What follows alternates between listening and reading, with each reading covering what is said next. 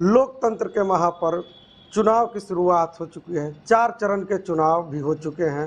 5वां, 6ठा और 7वां 3 चरण के चुनाव बाकी हैं। मोतिहारी जो है 6ठे चरण में है और यहाँ 6ठे चरण में चुनाव वोट होना है। किस तरह का मुद्दा है, किस लिए लोग वोट करेंगे और अभी तक कितना बदला मोतिहारी, इसकी पूरी जानकारी हमारे साथ एक बड़े उद्योगपति हरेंद्र वाजपेयी हैं जो देंगे। और इनके विषय में बता दें तो ये रहने वाले तो मोतिहारी के हैं, लेकिन इनका सारा उद्योग का जो धंधा है वो महाराष्ट्र में है। और एक उद्योग इन्होंने मोतिहारी में भी लगाने की शुरुआत की है और इनसे हम जानेंगे कि कितना बदला मोतिहारी और फिर मोतिहारी लौटने के पीछे का वजह क्या है। सर, कशिश न्यूज में आपका स्वागत है। धन्यवाद। वाजपेयी जी, कितना बदला मोतिहारी और कब मोतिहारी छोड़कर महाराष्ट्र आप गए और क्यों फिर मोतिहारी आए? सबसे पहले तो मैं आपके चैनल के माध्यम से पूर्वी चंपारण की जनता को, पूर्वी चंपारण के लोगों को अपने दिल से धन्यवाद देना चाहूँगा और कहना चाहूँगा कि लोकतंत्र का महापर्व हमारे सामने है।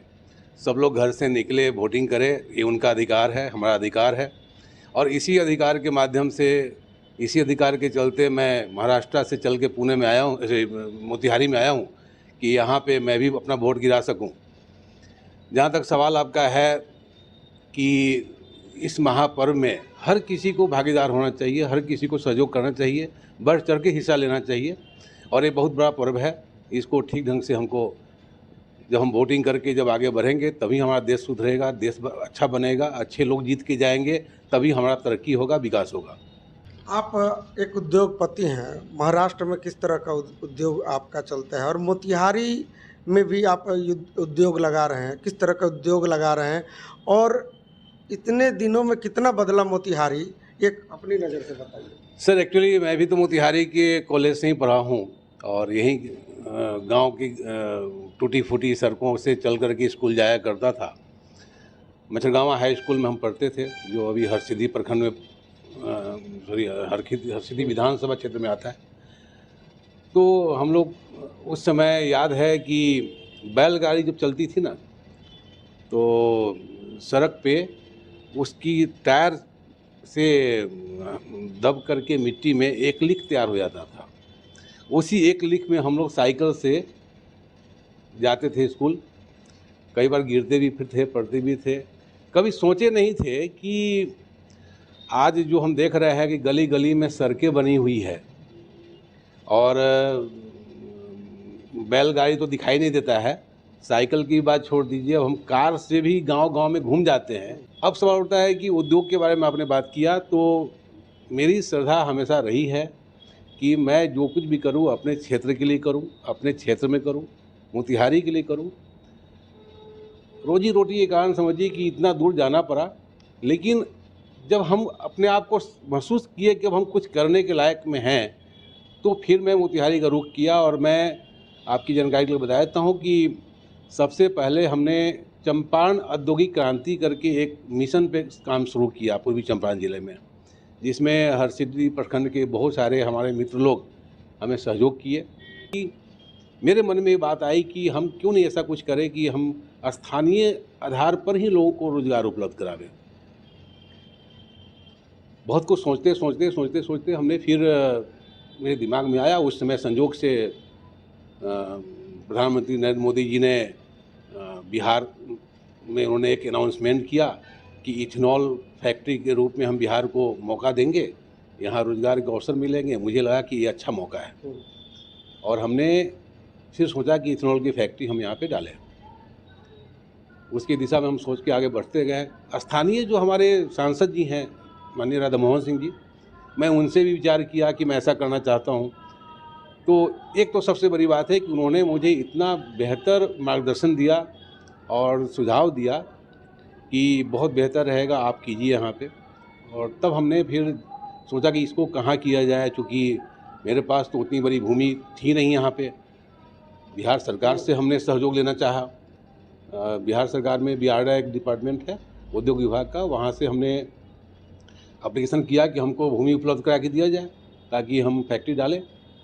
भूमि उपलब्ध कराने के लिए सरकारी विभाग जो है हमको सहयोग भी की, ऐसा नहीं कि सहयोग नहीं किया, लेकिन जो मुझे भूमि चाहिए था मोतिहारी में, विशेषकर पूर्वी चंपारण में के क्षेत्र में, ताकि मैं यहाँ की जनता के लिए काम कर सकूं, वो हमको नहीं मिल पाया। हमको मोतीपुर में भूमि मिल रहा था, मैंने मना कर दिया कि नहीं, हमको करना है तो पूर्वी चंपारण के लिए करना है। दूसरे नहीं, देखिए, हमें खुद पूर्वी चंपारण का रहने वाला हूँ, मुझे पूर्वी चंपारण के लोगों से लगाव है, मेरी इच्छा है कि मैं कुछ करूँ, इसके लिए हमने मोतिहारी ही चुना। देखिए, परिणाम यह हुआ कि आज हम केसरिया प्रखंड के अंतर्गत नायगांव कुशहर करके एक पंचायत है, नया गांव, वहाँ पे हमने भूमि हमको मिला।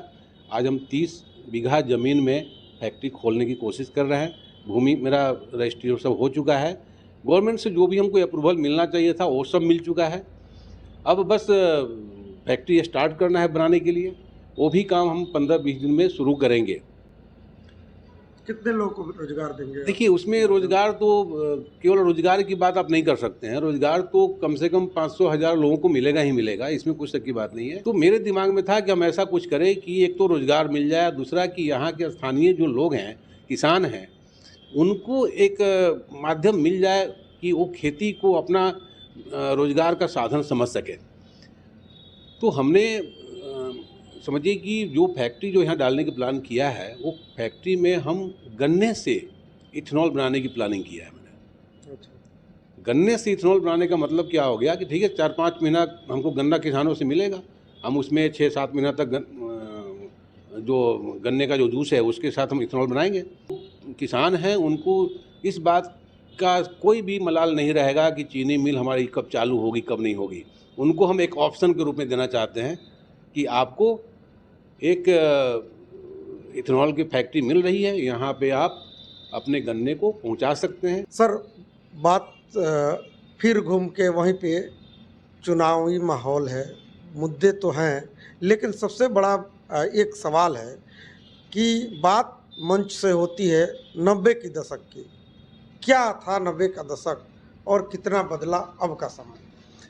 सर, 90 की दशक की बात आप कह रहे हैं, उसका तो उसको तो मैंने भी झेला है, मैंने भी देखा है।